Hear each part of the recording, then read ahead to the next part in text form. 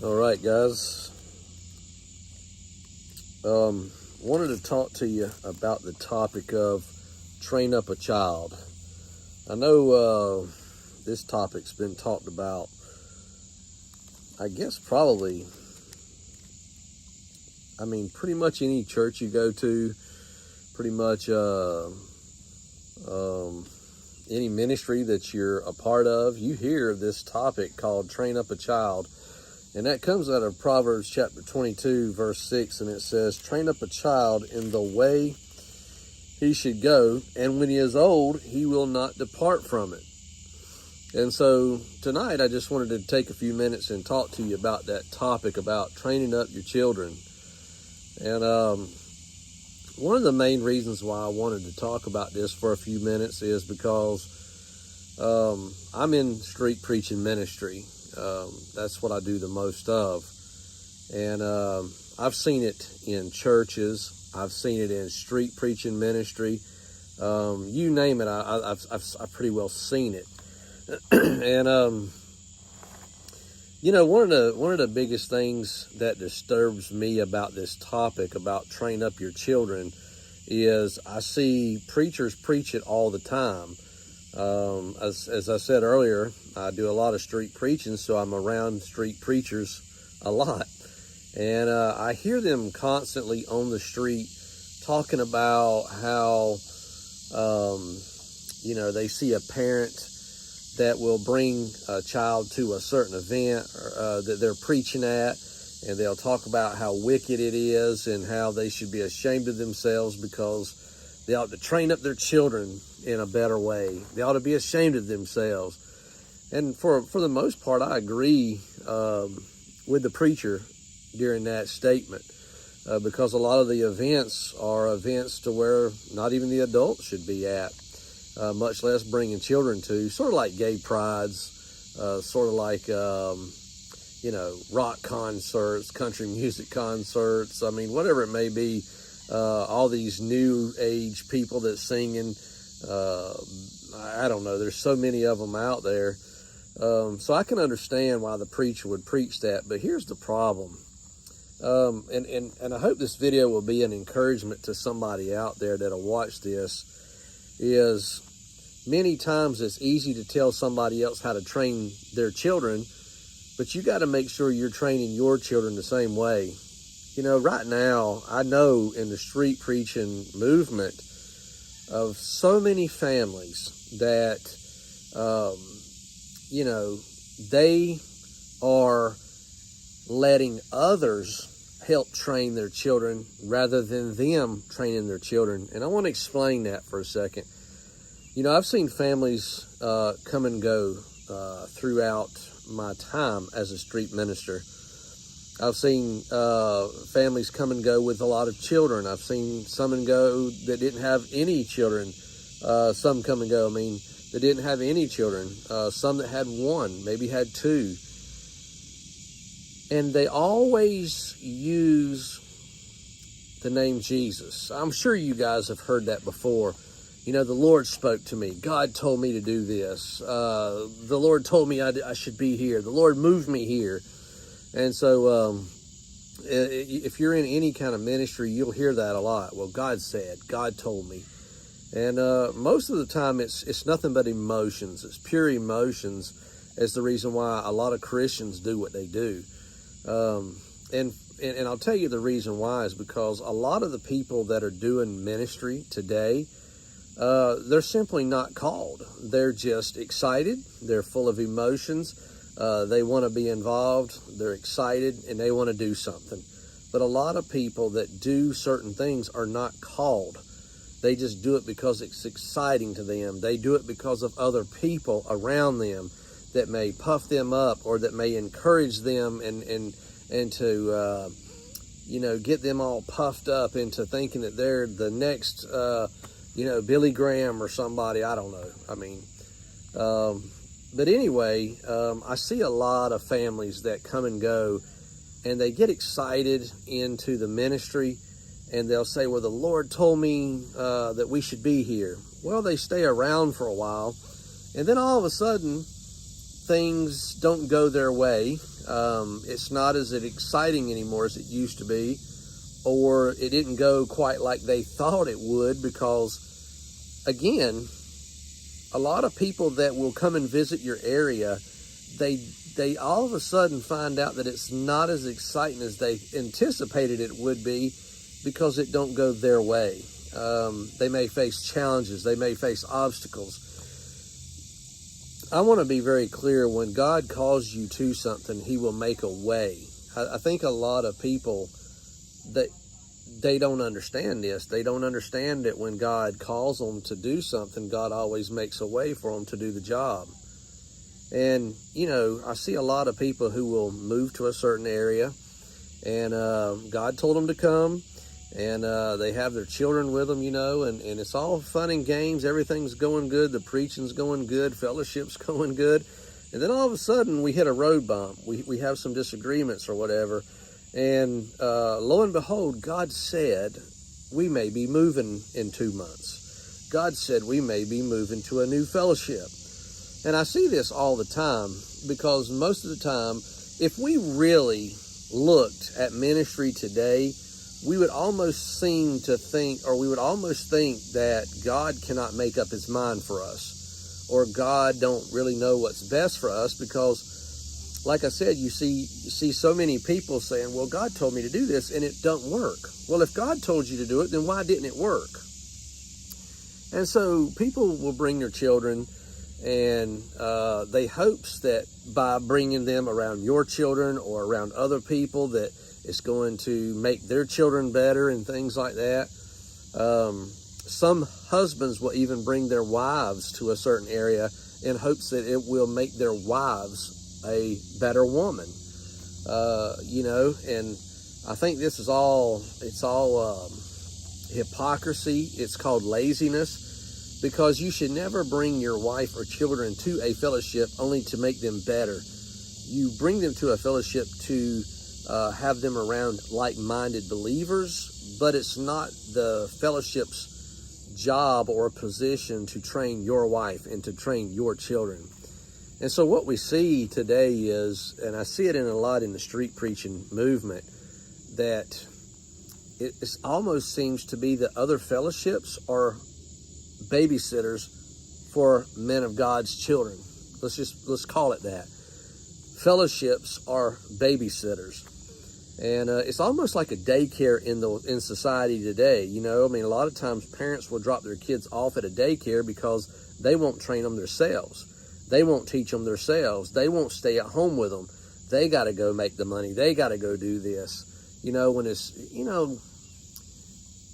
And this could be a huge debate, so this is not what I'm turning it into, but I want to say that God says that the woman is the keeper of the home. She is the one who's supposed to be at home with those children, take care of those children. It is not a local daycare. I just want to tell you that in case you didn't know.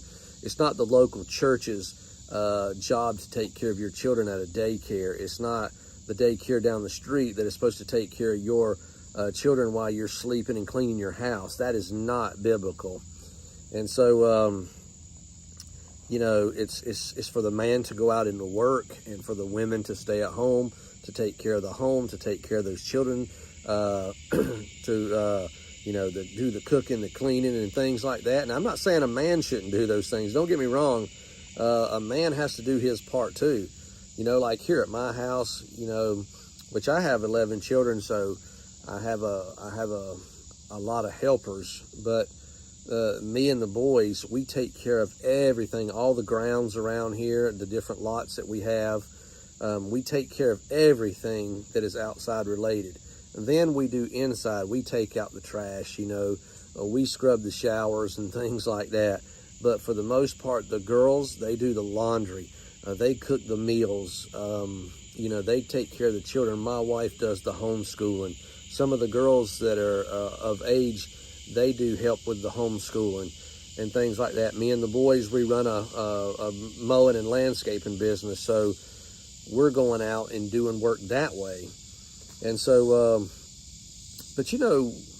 what I see today is in fellowship and in ministry, if something don't seem to go your way, God said to move. God said to do this. Well, here's the problem with all that if you have children. This is what I wanted to talk about tonight.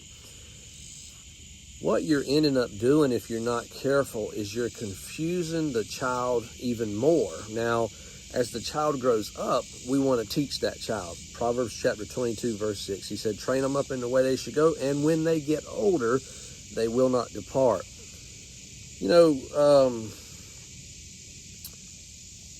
I want to make sure that you know out there, guys, that it's your job as the dad. It's your job. You're the leader of the home. You're the provider. You're the teacher. You're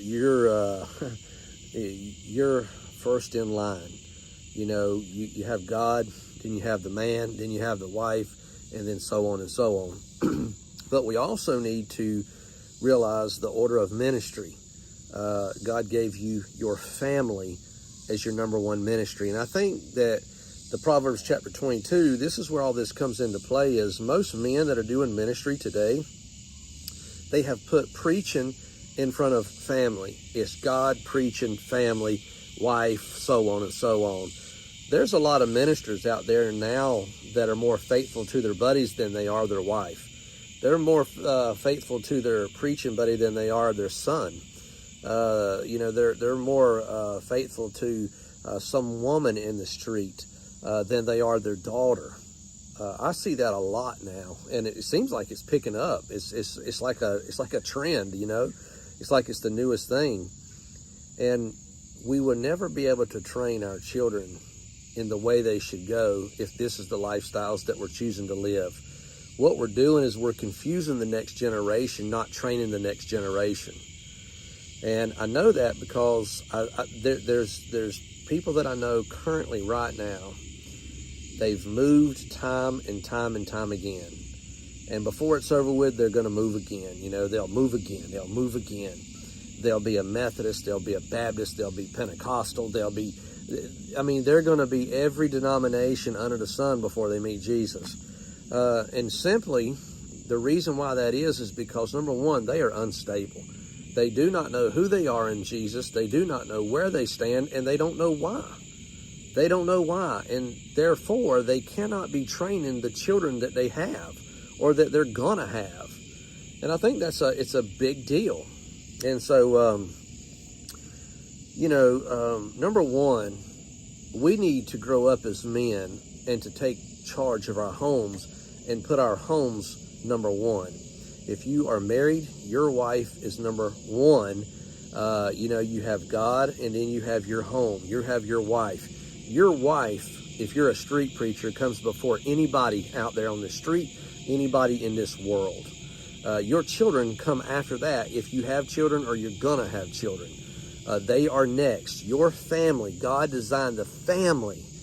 I mean, without a family, there is no church. There is no, we can't function. You know, God told us to be fruitful and multiply. He gave us a wife as a helper. He gave us children as arrows. He says they're arrows in the hands of a mighty warrior, not an unstable warrior, not a man who can't figure out if he's coming or going, not a man if like right now I see men, and like I said, I do street preaching, so I'm using this as examples. I see street preachers right now that if they can't hold down a job, they'll go somewhere else to where somebody else may get them a job. Instead of trying to find work themselves and staying rooted and grounded in the area that God has them in, God called them in. Let's don't forget that. God called them into an area. But then all of a sudden, when they got fired from their job or didn't want to go, so many Christians right now, they're so spiritual that they think that, well, I'm a full-time minister and I'm just going to quit my job and I'm going to work for Jesus. I wish we could all do that. But nevertheless, the Bible's very clear. We know the scriptures that if a man don't provide for his own, he's worse than an infidel and he's denied the faith. We know the scriptures that we need to provide. We need to be workers with our hands. We need to take care of our homes. We need to pay our bills. We know those things. We know those scriptures. But the problem of it is if we get around certain people, they start talking to you. and they say, well, brother, if you just come and move here, we could use you here. We'll give you a job. Then all of a sudden they say, well, the Lord has made a way, that God has opened up a new door. He shut this door and he opens up a new door. And so many people use that as an excuse constantly. Meanwhile, their children are suffering. It seems like the dad's getting all these revelations, okay? And he's jumping from city to city to city. And it never fails. He's in a different town every night of the week. But the wife and the children are at home. And now some families, it'll be the husband and the wife, and then the children will be at home. And then they wonder why, when they go to the next fellowship, the fellowship asks, well, how is your family? Well, we've got some sons and we've got some daughters and we've got this or we have that's just rebellious and they won't listen to us and they don't want to be a part of the ministry no more. Well, number one, you don't have a ministry. Number one, that's failed. You did a sloppy job at that, so it's failed. And number two, the reason why they didn't come is because you were a jerk. Let's look at Proverbs, what it says in Proverbs 22:6, train up a child. And then it goes to Ephesians chapter 6, verse 4. Let's look at that. Ephesians chapter 6, verse 4, it says, and ye fathers, provoke not your children to wrath, but bring them up in the nurture and admonition of the Lord. We ought to be bringing them up in the things of God, not the things that you think are right. You see, today we keep using Jesus as the name, Jesus as the crutch, and we'll put the blame, and if something don't work, well, most of the time Jesus wants to move you real quick. He'll put you in an area for 6 weeks, and then all of a sudden Jesus wants to move you again, as if Jesus can't make up his mind or something. And so the children are getting confused. Well, I thought we were supposed to move here. And then once they move there, Jesus done changed his mind. Now we have to move again. And the reason why is because most of the time the parents are unstable. The parents, how you doing, Kevin? God bless you, man. Most of the time it's because the parents are unstable and they're not doing what they're supposed to be doing. That's exactly why we're not training up these children. I'm so glad that when people come up to me and they say, hey, brother, how you doing? I hadn't seen you in 10 or 15 years. And I say, praise the Lord, I'm doing the same thing. I'm still living at the same address. I'm still working the same job. I'm still preaching in the same places for over, 25, 26 years. My kids are growing up. They're all doing well. They're all still at home. They're working. They're helping. I'm glad that God has given me that testimony. I'm glad that I can say that I'm here helping my children. I'm here trying to teach and train my children. I'm here to try to make sure they're making the right decisions. Just when things get tough, I don't just pack up and say, well, I think the Lord's calling me to move to Texas. Oh, well, I think God's calling me to move to Las Vegas. Or I think God's calling me to move to New York City. I mean, it seems like every time there's a bump in the road, God calls people to move away. And, that was perfect timing. This light on this pole outside of my shop came on. But God seems to have to change his mind constantly because we can't make up our mind. And right now, it's easy for ministers to blame things on their children when it looks ugly. Well, he don't listen like he should. Well, let's ask the question today, Mom and Dad. If your kid watched you 100% of the day, would they turn out good or would they turn out corrupt? Let's ask ourselves that. I have to ask myself that. Let's ask yourself that if you're a mom and dad and you'll be watching this video. I mean, when your kids see you, do they really want to serve God? Do they say, well, my dad's a good man, my mom's a good woman? I mean, is that what our children see in us? Or do they say, oh, what? Where are we going to be moving next year? And after that falls through, where are we going to move after that? I see so many street preachers' children, they're sitting at home right now and the dad's not even in the home. I can name numerous families to where the dad's he's not even present. And then there's very few to where the mom's missing. But most of the time the dads are missing. Now, we would go out as a preacher and we'd talk about broken homes, these gangsters, these drug addicts, these thugs leaving their children and, having children but not raising any. We talk about that, but are we doing that as ministers? Are we neglecting our children the same way, but people just don't know about it because it's covered up? Like I said, I can see other families. I'm in touch with children. Some people's children talk to my children. Some people's children talk to me, and they say, you know what, you wouldn't believe what's happening at home, Brother Brian. You wouldn't believe. And I'm like, man, well, if you need me, just call me. I'll be here for you.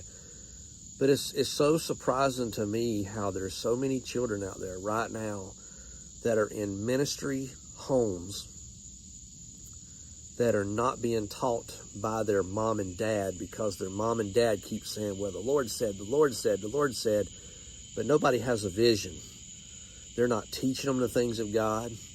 They're not spending time with them. Like I said, there's so many people that I know right now to where the dad, they're preaching every single weekend. They have no time for their son. They have no time for their daughter. Let me ask you guys a question out there, parents. When's the last time you took your boys fishing? I've been taking my boys fishing lately. I love it. They love it. Every single second is not about a street corner. We have to let our kids know that like last night, my little boy came to me and he's like, well, here, I want you to play this thing of cards. It was like some kind of slap it game, or I don't even know what it was called, where you had to match animals and stuff. And I'm like, I don't even know how to play this. But I'm like, you know what? And I just put my stuff aside and I got on the floor with him and I started playing. And I thought, I don't know what I'm doing. But you know what? I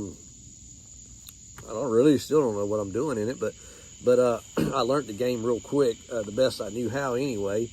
And we played. And for him, it was just the best thing in the world. He's younger. And, so I do these things to show him, hey, if you ask me to do things, I'm going to help you. I'm going to work with you. I may not know how to do it, but I'm going to try. And I'm asking you tonight out there, parents, are you spending time with your children to where they know that they can trust you and turn to you and come to you for anything and everything? As Nolan was growing up, for some of you that know my son Nolan goes out and preaches a lot, people said, well, what was the secret? How did you get him to learn the scriptures and things like that? Well, a lot of my children are doing that now. A lot of my girls are. They're just not street preachers. But I can tell you that one of the biggest things that I did with him is to sit up late at night and talk to him when he was very little, 4 years old, 5 years old, and we would just talk. We talked and talked and talked, and it was like the Lord said, you need to learn how to become his friend and not just his dad. Because if you treat him just like a dad and you punish him and talk to him and get mad at him for the things that he does wrong, why don't you become his friend also? Now, be both. You got to be the dad. You got to bring that correction. You got to bring that, you got to be stern. You got to be, you just got to stand your ground, you've got to teach the children right from wrong. That's not what I'm saying. But I'm saying there's more to a relationship with your children than just that. They want a friend that they can come to. And I realized that throughout the years after that, when Nolan would do something or my other kids would do something that they knew was wrong, they would go to their mama, number one, but they never would really try to hide it from me. They didn't want to tell me, but they wouldn't hide it from me.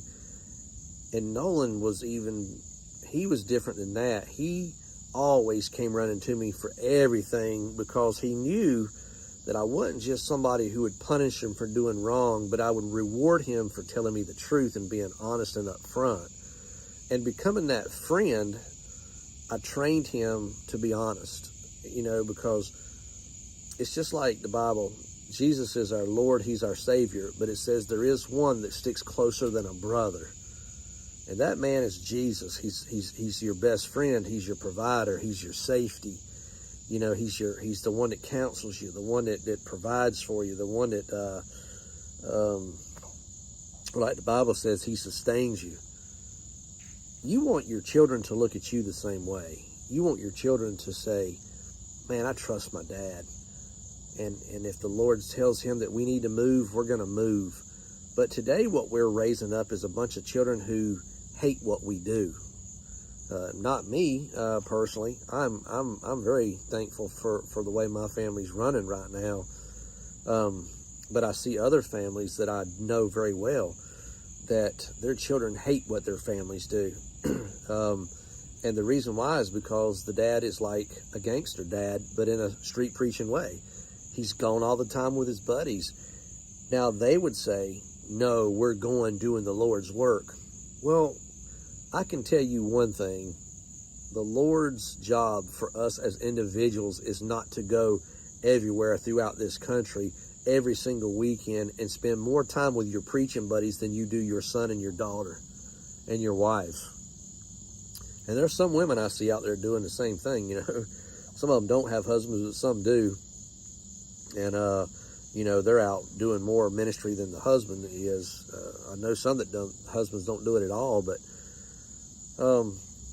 so what am I trying to say tonight, to narrow this down and bring this to an end?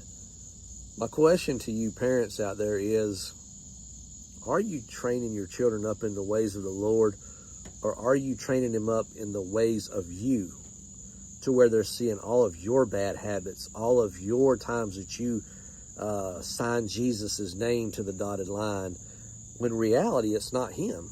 You know, you keep running from city to city, you run from state to state, you keep trying to fit in with fellowship after fellowship, and when that one burns out, well, the Lord just wants me to go somewhere else. And when that one burns out, the Lord wants me to go somewhere else. You know, you're so unstable. But not only are you unstable, but everybody around you can see that your children are suffering because of your neglect. I just want you to think about that tonight. Some of you street preachers, you may want to watch this video and seriously consider going to your sons and daughters and asking them, you know, how do you think things are going in our home? How do you think we're living as Christians? How do you think that, are you on board with what we're doing? Do you agree? Do you disagree? I mean, don't you think you ought to know that as a mom or a dad? Don't you think you ought to know if your sons and daughters are just following you and just doing things and just showing up and just, you know, dressing a certain way or preaching a certain way or fellowshipping with certain people just to please you? You know, it'd be a terrible thing one day to know that when you walked off into eternity, that you would make it to heaven and your son and daughter wouldn't be there. And the reason why is because they lived a lie. They went just because you made them. They didn't want to be there.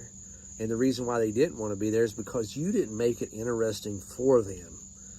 You know, there's been some times I've taken my sons to events that they did not want to be a part of.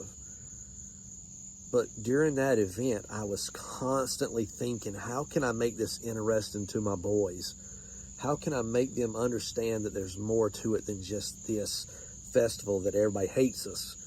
And I would turn things and I would take them and do things during that event, and I would show them things. And later that night, they'd say, hey, you know, I definitely want to be back here next year. And in my mind, I'm thinking, boy, I don't want to come back. I hated this event. So what I'm saying is if you're a mom and dad out there tonight, do your kids want to be a part of what you're doing for the Lord? Because if it's of the Lord, why is it failing? If it's of God, then why is there so much trouble? Now, a lot of people would go ahead and throw the devil card in. Well, the devil's active, brother. The devil does this, and the devil, trust me, I know the enemy is out there. He's out there to deceive our children, our wives, our husbands. I agree with that. But the Bible says, greater is he that is in us than he that is in this world. If we truly believe that God has the power to save our soul, don't you think that God has the power to keep Proverbs chapter 22, verse 6 as a promise to us, that if we will train our children in the way they should go, that they will not depart? See, there's a lot of people that says, well, I trained them, but brother, I just don't know. You don't even believe. you don't even believe in 22:6 then. If you're saying, well, I trained them, but I just don't know. There's been times in my life that I've had to look and see things that my kids are doing, and I say, well, I trained them, but boy, it sure just looks ugly right now. But I do not think that I failed by delivering the truth to them while they were making a mistake. And I do not think that God will not uphold his promise through his word just because it looks ugly when I don't think that it should look that way at that particular time. You know, and so I know one thing, for some of you preachers out there, you better get your acts together, because your kids are going to end up in hell, and their blood, it's going to be on your hands. Now, you may say it's not because you're out preaching with your buddies and things look like it's going good. Oh, you're happy. And you might want to look at that as well. Are you excited? But when you look to your sons and daughters, they're miserable. They don't want to be around you. They don't want to talk to you. They don't want to have nothing to do with you.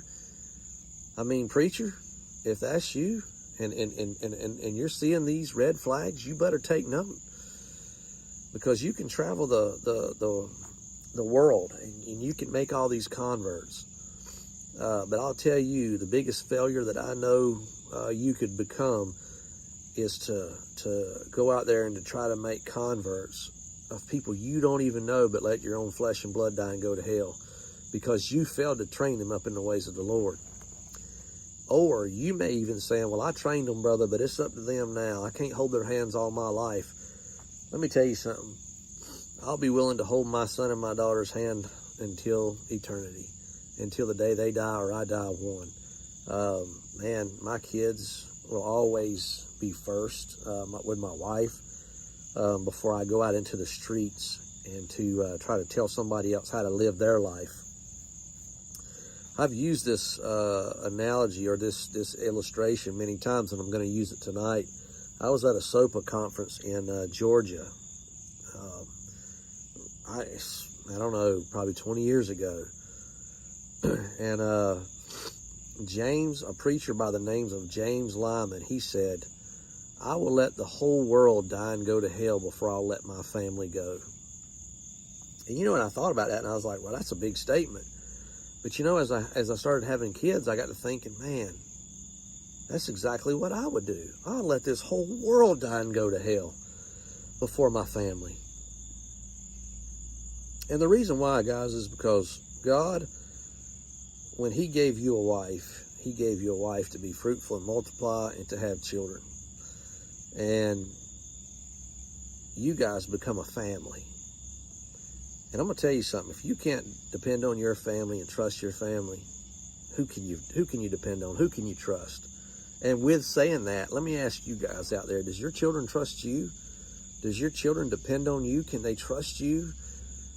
Because like I said, we always hear that saying, if you can't depend on your family, who can you trust? Who can you depend on? There's a lot of you preachers out there that are preaching right now that your children can't depend on you. Now, you would say, well, it's because they're wicked. Well, you need to go earn that trust. You need to keep trying. You need to keep working. You need to keep praying. You need to keep fasting. You need to keep tracking these guys down. There ain't nobody in this world worth letting your son and daughter go to hell over. But anyway, I'm going to end this video. Maybe you can share this if you think this will be helpful to some family or some parents. I think that every parent should watch this video, because I'm seeing it more and more every day, that the street preachers, boy, they're running the streets. You know, preachers are bragging on them. Oh, this brother, he's a help to the body. He's a help to this. Well, what about his children? You guys see his children around? You know, do you see his daughters with him? Do you see his sons with him? Do you see his wife with him? If you don't, then there's the biggest red flag right there. If he ain't got his wife with him and he ain't got his sons with him and his daughters with him, then he's already a failure. Already a failure. Now, I know a lot of people is going to say, well, brother, you don't know this situation. Let me tell you something. When you stood before God and you gave your word to God that you would take your wife and you would take care of her until death do you part, and you know, then God gives you these children as arrows, and He blesses you with this family. It's your obligation. It's your duty. I don't care what the situation is. I don't care how bad things get. And trust me, I know that just crap happens sometimes. That's just all there is to it. But you know what? You're still obligated to stand in there. Sometimes it's hard. Trust me, I get it. Sometimes you ask yourself, I don't even know what to do next, but I know it's going to work.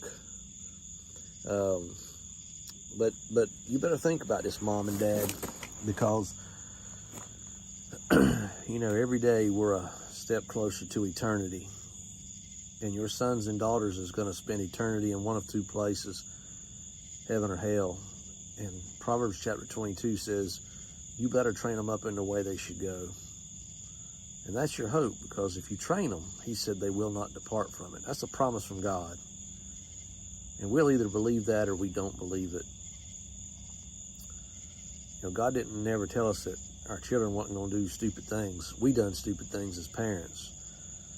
And some of our children are, even though they've been trained, they're going to do crazy things too.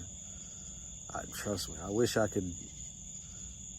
there was a magic spell you could put on your kids, just like our parents probably wish they could have done to us, to keep us out of trouble until we got old enough to realize. But that's why he said, train them up. Train up your child.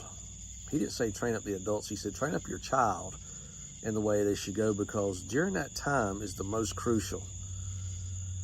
They're watching everybody. They're listening. What are they seeing in your home today? Are they seeing you run out every weekend and go preach with everybody but them? Are they watching you go quote all these scriptures on the street every weekend, but you won't quote them around them? You won't sit around and help them learn scriptures. You won't lay up in the early morning hours talking to them about God and His Word. I mean, you don't mind traveling every weekend. I mean, some of you guys, you're out there traveling, sitting at a wheel going like this, can't even keep your eyes open, about to fall asleep just to get from one preach to the next. And your kids, they're at home suffering. They don't have you. They're not learning nothing from you. Oh, they're watching your Facebook. They're watching your YouTubes. And they're seeing what all you're doing for everybody else and with everybody else, but they're miserable. A lot of homes are like this today. We have women that come over here to our house with their husbands, and they talk about how miserable it is to live with their husbands, because their husbands are never around. They'll do everything for the world and everything for the public, but they don't really do much for the wives. We're in a mess as Christians, so-called Christians. It really is surprising what the home has turned into today. And so anyway, I guess we've been on here almost 40 minutes, it looks like. So I'm going to end this stream here, just asking you the question. Parents,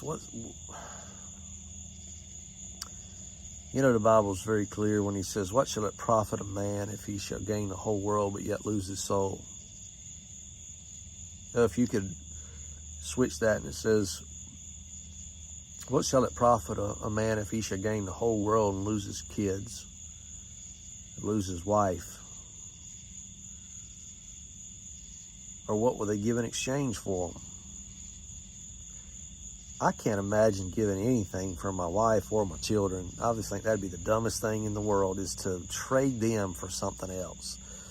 Be like a man coming up to me on the street saying, well, I'll give you $1 million for your wife. And I say, ooh, wow, $1 million, that sounds really good. I mean, I'm kind of broke, man. I need money. Well, this sounds kind of good. I mean, I can find another woman. There's a lot of people that would do that right now. And they would do their children the same way. Now, a lot of people would say, well, I know I wouldn't ever do that. Oh, yes, you would. You're just not taking $1 million. You're giving them away for free. By not training them, by not teaching them, by not staying around, by hanging around your street preaching buddies more than you're hanging around your son, by hanging around your street preaching buddies more than you are your daughter, by hanging around your street preaching buddies more than you are your wife. You've just given them away for free. You didn't exchange anything, really. You just gave them up for free. You're really not fighting for them. And if you cared about them, why don't people see you with them? I hear these arguments all the time on social media about, well, this brother's not with his wife. He's not with his children. And you know, the sad part about it is they'll argue and say, well, you don't know me. You don't know me. Well, my question is if you're so in love with your wife and you want to get things worked out with her, then why ain't you with her? Why don't we see y'all together? Why don't we see pictures and videos and testimonies of things working and in the same room together, making videos and saying, we're not going to give up until we die. You know, we're going to fight for this if this is the last thing that we do. You know why? It's because you're giving it up. There's a lot of people out there right now that's going through separation and divorce. And the reason why, well, it's easy, number one. And number two, the other ministers don't hold you accountable. Most of them's guilty too, you know, and so they really don't have no room to speak. But it seems like there's no accountability anymore, hardly. And to gain another street preacher, you're always going to take the man's side, you know. And if it's a group of women, they're always going to take the woman's side. Meanwhile, the kids are watching all this. There's kids in those homes, and they're watching it. And this is how we're training them. So we're not training them in the ways of the Lord. We're training them in the ways of the devil. And so that when they get old, they're going to depart. They're not going to stick with it. They're not going to want to be a part of it. I hear so many young people right now saying, I cannot wait until I can get my license, or I cannot wait until I turn 18. I cannot wait until I can get out of my parents' house.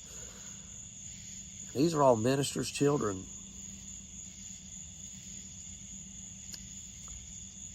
You know, when is it ever going to be to where the minister says, you know what, guys, I'm on the street every weekend, but I'm going to take a long time off, and I'm going to spend time with my wife and children. I'm going to make sure that is going absolutely great and everything's going good. And then I'll go tell somebody else how to live their life. Right now, we got a lot of preachers preaching. They're going through separations. They're going through divorces. They're not with their children. They're not training their children. But they feel the need to go and preach to everybody else. I just wonder how God feels about all that. I guess what we'll do is listen to them talk about how God said. God sent me here. God called me to do this. But have you ever asked yourself the question, would God call you to all these things with your house out of order? With your children not even with you? With your wife in disagreement with you? Do you think that God would keep using you to do all these things and preaching to everybody else when you don't even got your own acts together? I don't think that's what God would do. You know, anyway, God bless you guys. I hope this video is 43 minutes here. I'm going to wrap this up. Parents, you better go to your children and ask them, how do you think things are going? You know, ask the kids, can they see God moving in your life? And look at the kids and see if you see God moving in their life. And if you don't, you might want to start working on that. Because who knows? You may wake up tomorrow and the other one may not be there, and you will have wasted your opportunity. That's why the Bible says we better redeem the time, because the days are evil. Every second that we're not training our sons and daughters, somebody else is. Every second that we're not training our wife or spending time with her, then somebody else is, or somebody's entertaining her through social media or something. Think about it, guys. God bless you. I'll see you in the next video.